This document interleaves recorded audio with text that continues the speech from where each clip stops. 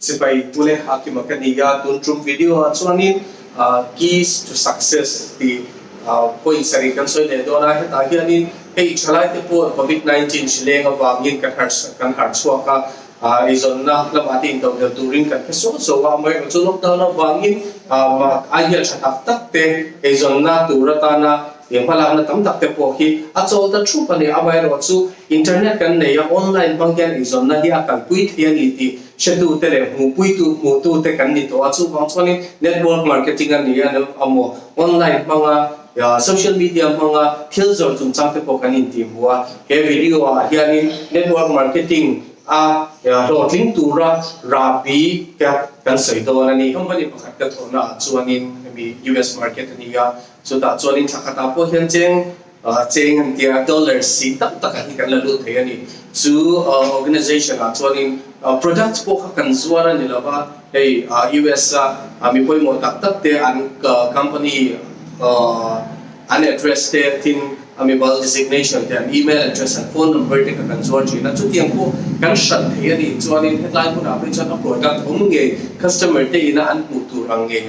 te hanshal te pe ni chu thil har sa ni lo chuma chu bang chuanin akal ko ngale I think a step kan share lo wangin kan la so ting lo po ni me thia tin network marketing te po han sirila tam tak he gns te aplom te Oriflame te tin atomi kanti Google kanti atam mai kating song la po khanin lo tin na hi om ve kani mi tam tak lo tin po kan bu amai ro chu mi tam tak lo tin na kara khanin engi an lo ti chin ya hi kan zir to chin la ba video an yani point sari poi mo te de mi dang te anga an lo ve the na turin eng ang tinge kan ti ve ang ti kan zir ho do na ni pakhat na chuanin right company ania chumi om sia chu hey company shong oma production shong oma tuna de po production shong kan zuara company de po atha company rin tak anni ama ero chu game ba kharin kami an product ka company na product ka zon tu ra kha ye ka tui zong ani em ti kha ki mani kha in zong ka satura ni ya company ABC kharin skincare product lo zor ta se mi patan jo skincare product se hi zor thia ma kharani chu ti nga chon in etiran company DEF kharin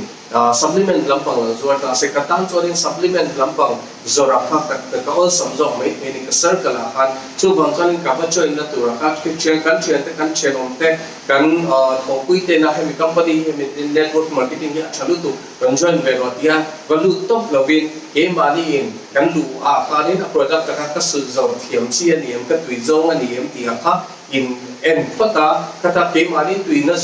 zong ani chorin ka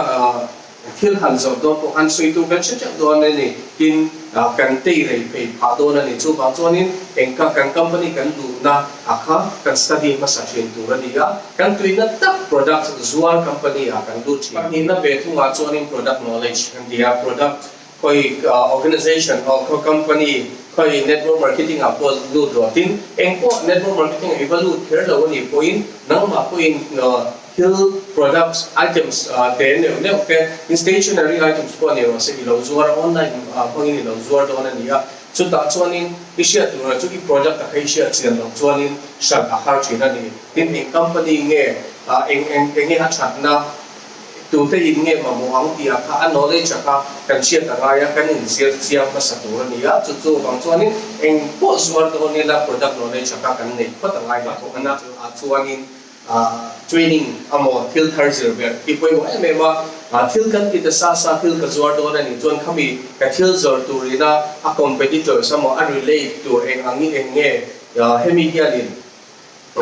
atluk pui ti te po kan lo in share zaw be kan lo in share zaw be ngai ni chu tin abit ta network marketing kan lu da ni chuan kan senior ste tin experience of te na training an conduct te zoom ang te katiang te po kha han attend the thil thar ba zero ber tum be chin turani ya ke mani ka kan in share zawanga thil thar zero ber na cha kan share do chuan kan thil share ta limit do na ni chu trainers chatak tak kina thil an han soi le training an kal pui te kha attend ta in share zaw kan target audience ani le a thil eng po zuar do ni la tu ne na nge kan zoronga he product hi khoi ya hian nge ka lam ti kha kan zir chiang ma sa thin tur ania entina aizola product kal tak pakhat product pakhat change sang khatam change sang ni man ai zon ve pakhat cha shala ka lu tu kan mai thie amel amai ro chu khami thil lo te wa kha entenan ai zon pon khochen khata khan in bazwar do ni la mi pakhatina change sang kha sang ni skin care product samo leitu kha chuanin ya har sa chan mai thie ni chu bang chuanin khoi hi nge ka target audience khoi lai ange he gi zuari la fuang tu nge ka zorang tu in nge mamwang dam doi supplements lamani chuanin eng ang ho hi nge ka zorang ko fitness lam pang lai poi mo ho gen in supplement ji apoi mo ang tin tar chak lo ho te tan gen in zori la athang khat yang ang khan kan target audience ka kan shichiang tu ra ni mishing atung chawakal zong khan in kan thil zong khan lei don ya lo wa chu bang chuanin tu ne na nge ki zorang ti kha I share che na ngai ni chu number 5 fa chuanin I mean network marketing te online marketing a chuanin kan chian te kan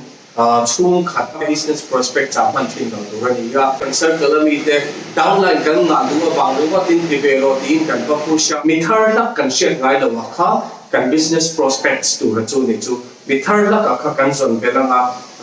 chong pakhat chong khanin pakhat kalo puta chu mi chon achian te dang le ze la khanin ama in achian te song lovin ke mani kan reference kan dilanga I achian te song lovin mi tang thar la ke ni chen te contact number ko ha bin pela hi kalo share don ya chuanin ke mai ka soya alo do ni chuanin ni noya ta po mang an ma dia song lovin khatia ang khanin lead sa kha generate job thin tu ran ni na chu bang chuanin kan chian te kan va tinguna kan va push muna ni chuanin min hlau china thil min zor le do na ni hi or a downline le turin min som le do na ni ti hin chian thata ka po kha kanin thlat pha china ni chang kan family members ang te ka chu business prospects a an share ngai lawa chu bang chuanin leads thar kan le do na prospects kha thar ni chuanin ke mani circle lo mi kha zon sham thin tur ania chu ti chuanin kan business kha ai Harzau don tingana chu apoi mo le em chu relationship ania kan video salama khanin ingai zona chungchang relationship chungchang te po kan han se poi mo em ma business chungchang apoi kan in relationship hi apoi mo ka prospects ka thil ashal na turata na ya mi ka lo da khanin den tiran products kha ka lo shal ta ni min ron dor ta ni ka lei to tu lei to wa khanin ka thing ma min pa turani la wa next level la kami chon khanin business siam na turin relationship tra kan le anga kami athil le khan har san na lo to para di poin ai lei to lo ti mai lo bin a solution a kan zot sam ti turani ya tin happy customer pakhat kan le chon hep adang customer kan khan ron keng le china wangin kan customer te kan ho e kan downline kan ti mo kan sponsor kan ti mo kha kan company pinga azira kan labdar ka chu po ni se khang te kan relationship thatak kan le turani ya tin poi mo to pakhat le chu kan upline te ni poi mo ma kan upline mo kan team leader kan ti mo ten ne kan relationship tha hi kan le anga ya achan chu kan team leader te kan upline ten nena relationship tha kan le chu kan ma mo ku na khan kan pa pan theya tin ke mani kan lo perform chaton an di ta khan in log na khan lo ni ve na zela in ma mo ton pe kan ya MLM kan ti multi level marketing a chon ke khai dia kan dia in apoi mo em ba chu bang chuan in kan relationship tha kha customer te in nena kan in kara ani amo kan team leader te nen in kara hianin relationship tha hi kan nei nge tura dia chu relationship tha kan nei chuanin kan marketing kan market kha kan sau zel do ti na ni na chuanin consistent ni ya te re pe ani ya eng business po ti la eng ang sum do na po ti la tin le khazir ko ma po ni ro se eng po ti na chu ta chuanin kan te re pe lo chuanin do tin na ti om lo wa ni enter na mi in network marketing ti tur na mo business ang thil zuar be turin kong ni lo ko puta an hlok na kan ko puta ni kabi a khanin I kan valut ve a khani thum chu kan performance ni me the or tharu chu thade min kan sei ka siama ni me the sum po kan lu te ni me the ma se ya ai sang atam lezel lalu tur chuani